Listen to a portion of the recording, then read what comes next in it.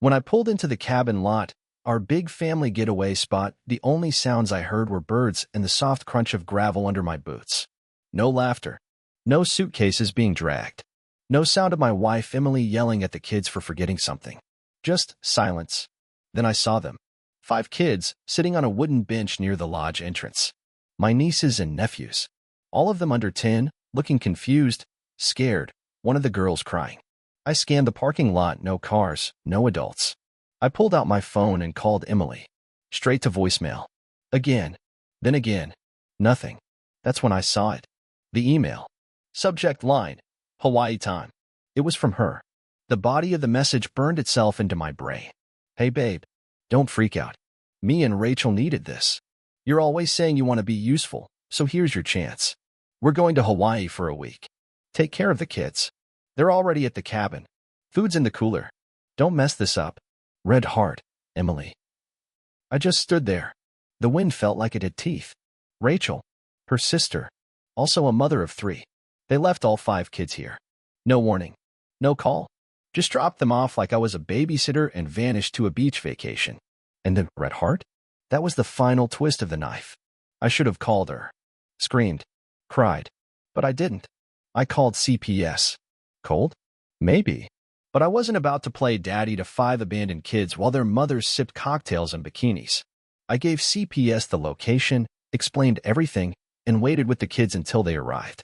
The social worker was shocked. They just left them here? She asked. I just nodded. That night, I didn't sleep. I couldn't. I stared at the ceiling in that cold, empty lodge, the smell of pine and betrayal thick in the air. I replayed everything. Her mood shifts the past few months, the snide comments, the night she worked late and came home smelling like cologne that wasn't mine. I thought she was just stressed, tired, maybe overwhelmed being a mom. But this was something else. This was a woman who didn't just fall out of love. She dug a hole, buried the marriage, and danced on the grave. And I wasn't even sure why. By morning, I'd made a decision. A hard one. I blocked her number. I deleted our shared accounts. I even shut down the cabin security system from my phone.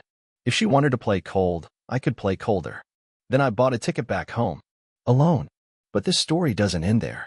Not even close. 3 days later, I drove to the airport. Not to pick her up, hell no, but to see something for myself. I stood near the arrivals gate. Her flight from Honolulu touched down at 4:23 p.m. She came strolling out with Rachel like they were reality TV stars.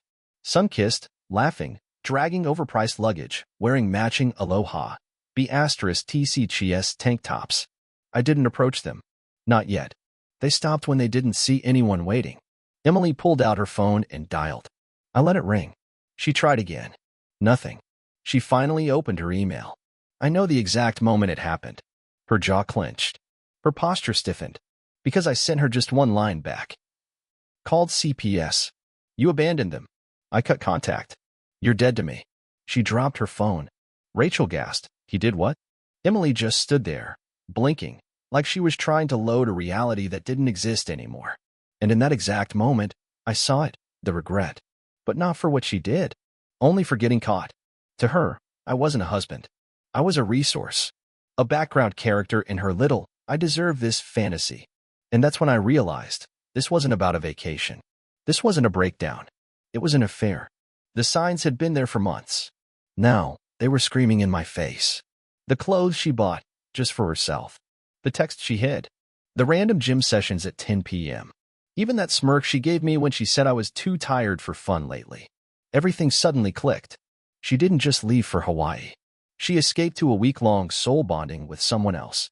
Probably some island bartender or personal trainer. Maybe someone she met before the trip. And the worst part? I trusted her. I believed in her. I built a life with her. Now I was left with ashes. But this wasn't over. Next came the discovery. The full truth.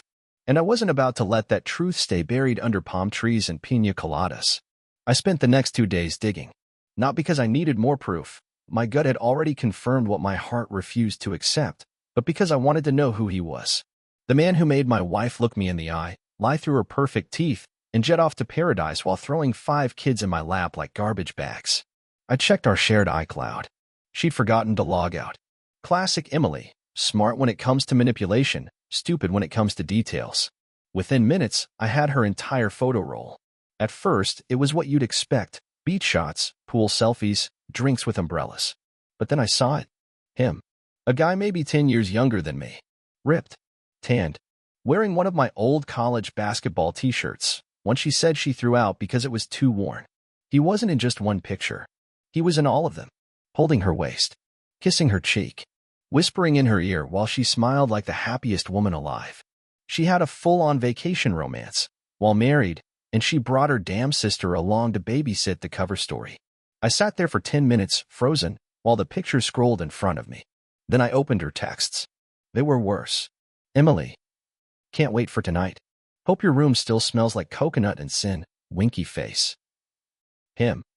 You're insane. You said your husband's watching the kids. Emily. He's a pushover. He's probably grateful I'm not nagging him. That line. That one. It broke something in me. I had always defended her.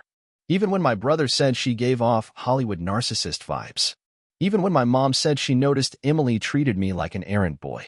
Even when my friends stopped inviting us places because she made everything about her. I defended her. I believed love was enough. Loyalty was enough. Turns out, loyalty is just weakness to people like her. She didn't love me. She used me. For money. For comfort. For a safe home while she played fantasy with some gym rats she met online. I kept scrolling, not sure if I wanted to throw up or scream. And then I saw the date stamp on one of the selfies, 3 weeks before the Hawaii trip. Same guy. Same smirk. Same hotel room. She'd been with him for a month, at least. And I hadn't even noticed. Or maybe I had, but I was too scared to call it what it was. Too desperate to believe the person I loved could be that heartless. But she was. She really, truly was. I didn't cry. I wish I had. Instead, I sat there with a sick sort of calm. The kind of calm that only comes before a storm. Not for revenge, not yet. I needed closure first. I called her. She picked up, sounded chipper. Hey, I was about to call you. This connection's been awful, you wouldn't believe. I cut her off. Emily. Who is he? Silence. I heard her breathing shift. Panic. She knew. I saw the photos. The texts. The hotel. Still silence. Then, the worst thing she could have said. It's not what you think. That line. The script every liar reaches for, like a life vest in the ocean of their own garbage. It's not what you think. It exactly is, I said.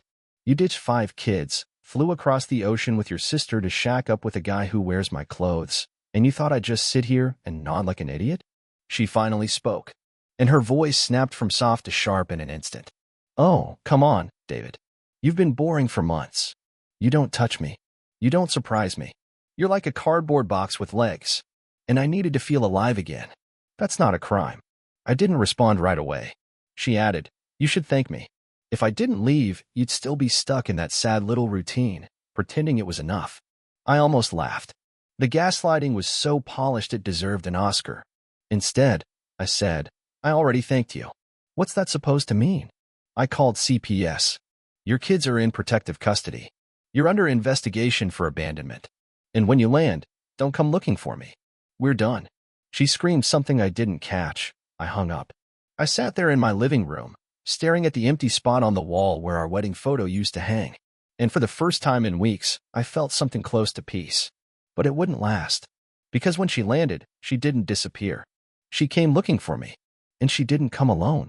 The knock came at 10:42 p.m. Not a buzz. Not a call. A full-blown knock. Angry. Desperate. The kind that demands attention. I knew it was her before I even got up from the couch. I didn't check the peephole. I didn't need to. I opened the door, and there she was, Emily. Her hair still curled from the beach, makeup smeared like she'd been crying, or maybe just didn't care anymore. Rachel stood behind her, arms crossed, phone in hand like she was already texting some lawyer. Neither of them said a word at first. Then Emily stepped in without asking, brushing past me like she still lived here. I didn't stop her. I just followed. She spun around in the kitchen. Are you insane? She hissed. You called CPS. You called them on your own family. I folded my arms. They're not my kids, Emily. You dumped them on me like trash, disappeared for a week to hook up with your boy toy, and now you're mad I didn't play along. Rachel chimed in from the hallway. You didn't even try to talk to us first. Because there was nothing to talk about, I snapped. You left 5 kids alone at a cabin with no warning. If I didn't show up? What then? Huh? Were they just supposed to figure it out on their own while you two tanned your asses in Maui? Emily slammed her purse down. Don't act like some hero, David. You wanted to ruin us. You've been waiting for this moment. No, I said. I've been waiting for the truth. I just didn't think it would smell like rum and sunscreen. She rolled her eyes. Oh, my God. You're being so dramatic. It was a vacation. People need space. Couples do this all the time. Couples don't fly across the world to grind on strangers while pretending their husbands are dead. Now she looked pissed. Not guilty. Not even embarrassed. Just annoyed. You know what? She said, walking closer, that old venom in her voice. I never thought you'd be this guy. Petty. Vindictive. Calling the cops like some bitter ex. You cheated on me, I said calmly. And you left 5 children to fend for themselves. That's not vindictive. That's me being done. She blinked. I didn't cheat. Don't insult my intelligence. Her face changed then. For a split second, the mask cracked. And beneath it, I saw something raw. Something ugly. Fine, she said quietly. I did. But you made it easy. I looked at her. Really looked. And for the first time, I saw who she'd been all along. Not the woman I fell in love with. Not the person I built a life around. Just someone who took, and took, and took. You're not sorry, I said. She shook her head. No.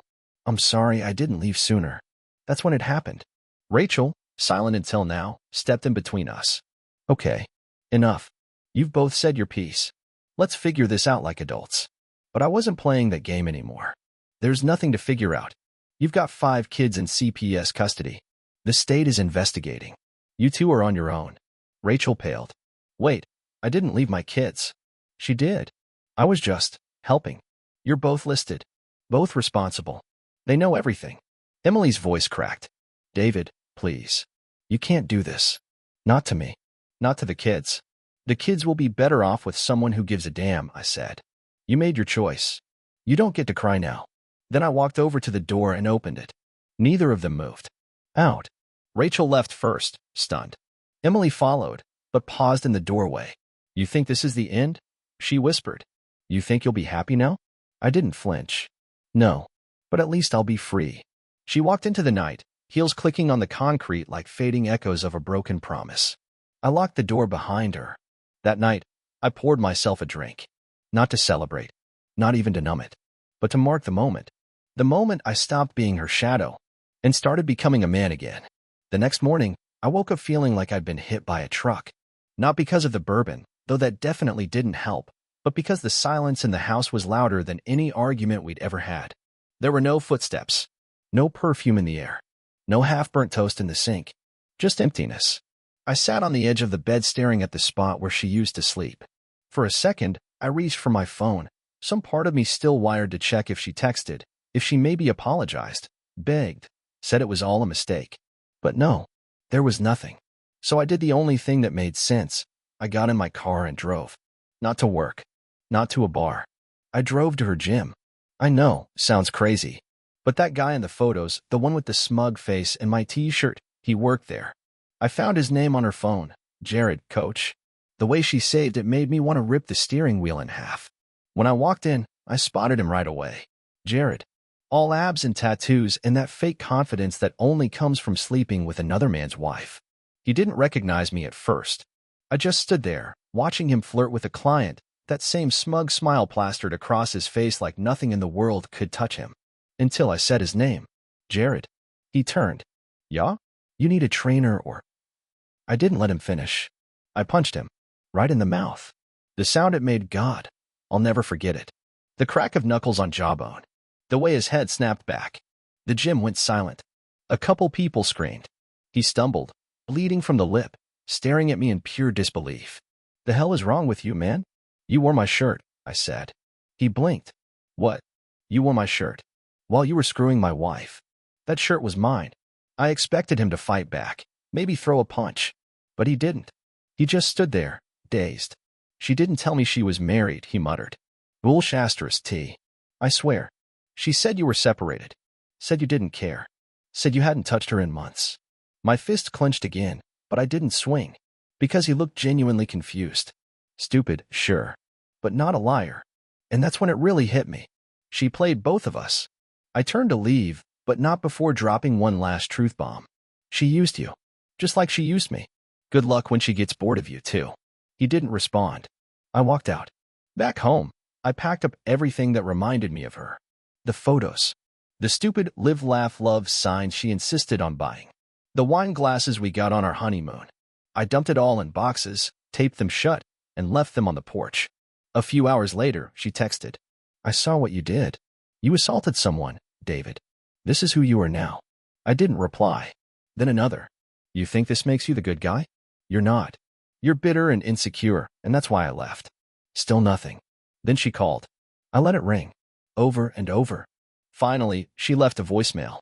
Her voice was shaky. Less venom. More desperation. David, please. I didn't mean for things to get this bad. I just wanted to feel something again. I didn't plan to hurt you. I don't know what's happening to me. I stared at the phone for a long time after that. Her words echoing in my head. I just wanted to feel something. That's the thing. People like her don't want love. They want chaos. Fireworks. Constant motion. And when life gets too steady, too real, they burn it all down just to feel the heat again. I wasn't going to be part of that fire anymore. So I texted her 2 words. Get help. Then I blocked her. Again. And this time, it stayed that way. The next few days were a strange blend of quiet and chaos. The kind of quiet that feels like it's holding its breath before something explodes. The kind of chaos that isn't loud, but lives in your chest, thumping like a second heartbeat that won't shut the hell up. I didn't talk to anyone at first. Not my friends, not my brother, not even my mom. I wasn't ready to hear the "I told you so" or worse, the pity. What I did instead was clean. Scrubbed the floors. Tossed out half the furniture. Washed every goddamn bedsheet in the house like it could erase the night she snuck in late, smelling like someone else's cologne. It was stupid, but it helped. Then, on day 4, Rachel showed up. I didn't open the door right away. I just watched her through the peephole, standing there in her heels and tight jeans, holding a brown paper bag like she was delivering cookies instead of guilt. Eventually, I cracked the door open. David, can we talk? I'm not interested in group therapy, Rachel. I came alone. I let her in, but didn't offer a seat. She stood in the kitchen, looking around at the house like it was a crime scene. Maybe it was. I didn't know she was cheating, she started. I raised an eyebrow. I didn't, she insisted. I knew she was spiraling, drinking more, getting bitter. But I didn't know about Jared until we landed in Hawaii. She told me on the second day. And you stayed. Rachel hesitated. She said she was leaving you anyway. Said it was over. I figured. Maybe it was for the best. I couldn't help but laugh. Right. Because ditching 5 kids in the woods to go screw around on an island sounds like a well-thought-out escape plan. She told me you were cold, Rachel said. That you hadn't touched her in months. That she cried herself to sleep. She lied. I know that now. She looked down at the floor, biting her lip like she had more to say. And she did. She's pregnant. The air left my lungs so fast I had to lean against the counter. Say that again. She's pregnant, Rachel repeated, softer. She found out right before the trip. She doesn't know who the father is. My world tilted. I stared at Rachel, trying to find some sign that she was screwing with me, trying to get a rise, trying to break me down one more notch. But her face was pale. Her voice was shaking. She told me to tell you. She couldn't do it herself. Oh, she could, I muttered. She just didn't want to face the look on my face when she did. I didn't cry. I didn't scream. I didn't even move. I just stood there, frozen in place, as the full weight of her betrayal slammed into me again, harder this time. She might be carrying another man's child, and she wanted me to raise it. Probably spin it into some fairy tale where we made it work, all while hiding the truth under layers of lies and therapy sessions. I wasn't going to be that guy. Rachel left after that. Quietly. She didn't ask for forgiveness. She knew better. That night, I didn't sleep. Instead, I pulled out the photo album from our wedding. There she was, Emily, glowing in her dress, holding my hand like it meant something. I ripped the photos out one by one. Not in anger. Not in some dramatic, movie-style rage. Just slowly. Methodically. Like removing poison. Then I burned them in the sink. One by one. The flames crackled, curled the edges, turned her smile into ash. And I watched, letting every lie melt away in the fire. It didn't fix anything. But it was a start. The next morning, I woke up to the smell of smoke still lingering in the air, faint, but enough to remind me what I'd done the night before. The wedding photos, our special day, as she called it every damn anniversary, were nothing but ash now. Funny how something that once felt like the foundation of a life could burn away in 15 minutes with a lighter and a stainless steel sink. I checked my phone, expecting silence. Instead, I had 27 new messages from Emily, all of them sent after midnight. The first few were aggressive. You don't get to ignore me. I'm still your wife. You're acting like a child. Grow up. If you keep blocking me, I'll show up and you won't like it. Then they shifted. I'm scared. The baby might be yours. Please, David. I'm so confused. I didn't reply. Not because I didn't feel anything, I did. I felt too much. I stared at those words for a long time, letting them poison me slowly. She was unraveling. Desperate. And part of me wanted to yell, to accuse, to spit everything I had left into her face. But I didn't. I put the phone down and poured coffee instead. Around noon, I called my lawyer. I didn't ask for advice. I gave instructions. I want the divorce papers sent this week. I don't care about her excuses. We're done. He asked if I was sure. I'm past sure, I said. I'm empty. After that, I drove to the lake. Not for peace, not for clarity, just to feel something real. The wind, the cold water, the silence. Something that didn't lie to me or demand anything. Just nature. Truth in its purest form. I sat on the dock for an hour. No music. No phone. Just thoughts. I thought about the first time I met Emily. At a bar downtown. She spilled a drink on my jeans and laughed like it was the most charming thing in the world. I thought about our honeymoon, how she cried at the airport because she didn't want it to end. I thought about how she used to sleep on my chest and say, "Promise you'll never leave me." I should have realized then how afraid she was of being alone. Not because she loved me, but because she needed someone to lean on, someone to carry the emotional weight while she floated from thrill to thrill, pretending it was love. And now? She was clinging to the last threads of our marriage because it was falling apart in her hands. The moment I stepped back into the house, the doorbell rang. I didn't even have to ask. Emily was standing there. No makeup. Hair a mess. Eyes bloodshot. She looked like she hadn't slept since the night she left for Hawaii. "I'm not here to fight," she said, voice cracking. "Good. I'm too tired to win again." She gave a weak laugh. Like she thought that line might soften me. It didn't. "I don't know what I'm doing," she admitted. "Everything's messed up. I've ruined everything." I leaned against the doorframe. "Yeah, you have. I don't want it to be like this," she whispered. "I want to fix it. There's nothing left to fix." She stepped closer. "What if the baby's yours? And what if it's not?" Silence. "I still love you," she said, barely audible. "You love the idea of me," I replied. "You love the man who cleaned up after you, who paid the bills, who made you look stable while you tore everything apart behind closed doors." "That's not true." "It is. And the worst part? I let it happen. I knew. Deep down, I always knew what you were. I just didn't want to believe it." She started to cry. "I'm sorry." "I know." She reached for my hand. I didn't let her take it. "Go home, Emily. I don't have one anymore. That's not my problem." I closed the door. This time, I locked it for good. A few days passed. No more texts. No more calls. Just silence. At first, it felt like standing in the aftermath of a war. Rubble everywhere. Smoke still in the air. But then, something shifted. I started waking up without immediately checking my phone. I stopped replaying conversations in my head. And for the first time in months, I took a breath that didn't feel like it was laced with poison. Then I got the results back from the paternity test. It was a strange envelope. Clinical. Cold. I sat at the table for 20 minutes before I opened it. My hands were steady. That surprised me. I thought I'd be shaking. The baby wasn't mine. I stared at that line on the paper. Read it twice. Then once more. I didn't feel rage. I didn't even feel relief. I just felt done. Completely, entirely done. That was the last thread. The last excuse. The last, maybe. Now there was nothing. Later that day, I drove to her mother's house, the only place I knew Emily might be crashing now. I wasn't there to see her.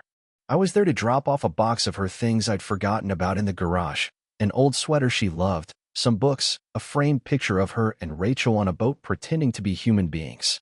I knocked once and walked away. As I pulled out of the driveway, I saw her through the window. She stood there, holding the box like it was radioactive. She didn't come out. She didn't wave. We just looked at each other through the glass for maybe 5 seconds. And that was it. I didn't stop driving. The divorce papers were filed 2 days later. My lawyer called to say she hadn't contested a single thing. No arguments, no begging, no sudden courtroom drama. Just a signature, a name, an end. She knew she'd lost. And honestly, I think she wanted to. A week went by. I started going out again. Quiet dinners. A drink with an old friend. A walk downtown just to feel part of the world again. I wasn't looking to fill the void she left. I was learning to live without the illusion that she'd ever filled it in the first place. Then, one evening, I got a message from Rachel. Just one line. She's moving to Arizona. Don't know if you care. Just thought you should know. I stared at it for a moment. Then I deleted it. I cared once. Deeply. I gave that woman every piece of myself, even when she didn't deserve it. I stood by her when I should have run. I swallowed every red flag, every half-truth, every gut feeling. But not anymore. Now I sleep through the night. Now I make breakfast without hearing her criticize how I crack eggs. Now I look in the mirror and I don't see a fool. I see a man who got burned and walked out of the fire stronger. Not bitter. Not broken. Just rebuilt. If there's one thing I've learned through all this, it's that love doesn't mean staying when you're being destroyed. It doesn't mean sacrificing your self-respect for the sake of someone who doesn't know what loyalty is. Love is honest. And what we had, that wasn't love. It was dependence dressed up as passion. Control disguised as charm. Lies layered over convenience. But me? I'm not convenient anymore. I'm free. A few months passed. The seasons shifted, and with them, so did I. The air got colder. The leaves burned orange and fell, just like the last pieces of whatever I had left for her. I found a strange peace in the routine. Coffee at 7, gym at 8, work until 6, dinner alone. Quiet, calm, simple. Nobody lied to me in those hours. The funny thing is, people started noticing. Friends who had stopped calling during the Emily era came back. My brother, who once told me she gave him bad energy, invited me over for beer and a game for the first time in years. Even my mother, who'd once begged me not to marry her, sat across from me in her kitchen and said, "I missed you." I realized, for the first time, just how far gone I'd been. It wasn't just the betrayal. It wasn't just the guy in the gym or the vacation or the abandonment. It was the way she chipped at me every day, until I was nothing but a shell of the man I used to be. Until I thought walking on eggshells was normal. Until I believed silence meant peace. It wasn't peace. It was submission. Now, I had real peace. But it came with a cost. Some nights, I still dreamed of her. Not the real Emily, the one who left 5 children like forgotten luggage and called it freedom, but the version I used to see. The girl in the sundress. The woman who kissed me at our front door before work like we were a love story. That version never existed. She was a character I made up. A mask she wore until she got bored. One afternoon, I was cleaning out the attic and found a box labeled US. Photos, movie tickets, letters. I almost tossed it without opening it, but something stopped me. Inside, I found a card she wrote on our first anniversary. She had drawn hearts all over the back, written "Can't wait to grow old with you," and included this line: "You make me feel safe, like I don't have to run anymore." That one sentence hit me hard. Because she did run. From responsibility. From motherhood. From honesty. From me. And I finally understood. People like Emily don't want safety. They want escape. And when they run, they make it your fault for not keeping up. I burned that box. No anger this time. Just closure. A week later, I bumped into Jared at the gas station. He looked tired. Worn. Like the affair didn't quite lead to the tropical fairy tale he imagined. He avoided eye contact. Tried to walk past. But I stopped him. "Still wearing my shirt?" I said. He cracked a smile. "Nah, man." I threw it out. Figured it was cursed. Smart move. We didn't say anything else. We didn't need to. He got used to. He just didn't have to live with the echo of 5 kids screaming on a cabin porch, asking where their moms went. That echo still hits me sometimes. But now, I let it fade. Because I know the truth. I survive her. And that means I can survive anything. There's a strength that comes from being gutted like that. From being told you're boring, useless, safe, and then watching the person who said it spiral into chaos while you rebuild your life from the floor up. It's a silent kind of strength. The kind you don't post about. The kind that doesn't need applause. The kind that makes you look in the mirror and say, "You were enough." She just didn't want enough. She wanted escape. But you? You stayed. You stood your ground. And now, finally, you walk forward without chains. 6 months later, I was sitting at a cafe downtown, just me, my coffee, and a book I'd read half a dozen times but kept coming back to. A quiet Saturday. The kind of day she would have complained about. Too slow, she used to say. Let's do something exciting. But that day, that slowness felt like peace. I looked up from my cup and saw a little girl run past with her dad. She tripped, scraped her knee, started crying. He scooped her up, kissed her forehead, held her close. That used to be the future I imagined for us. The kids, the chaos, the love. Now, I didn't mourn it anymore. I appreciated that it belonged to someone else. The thing about betrayal is it doesn't just end when they walk out. It lingers. It poisons the air for a while. But eventually, the air clears. The fog lifts. And you stop asking questions like, why did she do it? Or was I not enough? Because the answer is simple. People who lie, who cheat, who run when things get real, they don't want enough. They want a fantasy. And reality doesn't work that way. I didn't need closure from her. I was the closure. Every choice I made since the day she left that email, every step I took after I saw those kids abandoned, every wall I rebuilt after she knocked them down, every time I chose me instead of her chaos, that was the end of her story in my life. The final chapter wasn't her apology, or the baby that wasn't mine, or the signature on the divorce papers. It was me, sitting in that cafe, sipping coffee in silence, and smiling, actually smiling for no one but myself. So if you're reading this, and you've been lied to, broken down, made to feel like you're not worth honesty, remember this. You'll survive. Not all at once. Not in a clean line. But you will. One quiet morning, you'll open your eyes and realize you don't miss her laugh. Or her perfume. Or the way she used to touch your arm when she wanted something. You'll realize you don't miss the version of her you build in your head. Because you become someone better than the man who needed her. And that's the real ending.